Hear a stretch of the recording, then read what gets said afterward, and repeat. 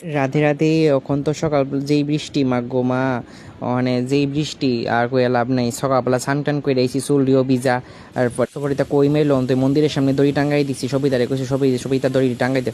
এরপর আমি সব কাপড় চোপড় মিলাই দিতেছি, সবিতাই ধুয়ে দিছে, আমি ওখানে সব মিলাই দিতেছি। তো এই সকালবেলা সব স্নান টান করা শেষ। তো ওখানে অনেক চারিদিকে বন্যা বৃষ্টি বাদল।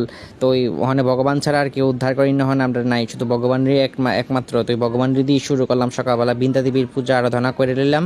এরপর হন তো আজকে ষষ্ঠী, তো ষষ্ঠী তো যার যার নিয়ম কারণ আছে।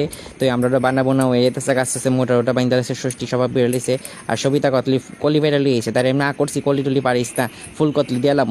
আর কথা শুনছে না, কলি কতলি ফেরা লিয়েছে। তো ওখানে সকালবেলা আস্তে আস্তে নবীতে টবিতে ভোগ টোক হয়ে গেছে গা। তো ওখানে সকালবেলা ফল ভোগ হয়ে গেছে গা, ষষ্ঠী পুজো হয়ে গেছে, ষষ্ঠী পুজো আস্তে আস্তে হয়ে গেল গা, নারায়ণ পুজো হয়ে গেল গা। তো ওখানে সকালবেলা খিচুড়ি ভোগ দিমু, ভগবানের দর্শন করো, গিরিধারীর দর্শন করো, অভিষেক হয়েছে, অর্চন পূজা সব শেষ। এখন প্রসাদগুলি দিয়ালামু, এরপর অন্ন ভোগ লাগাইলামু আস্তে আস্তে। আর দুপুরের অন্ন ভোগের লিগে রান্নাটা বসাই দিমু।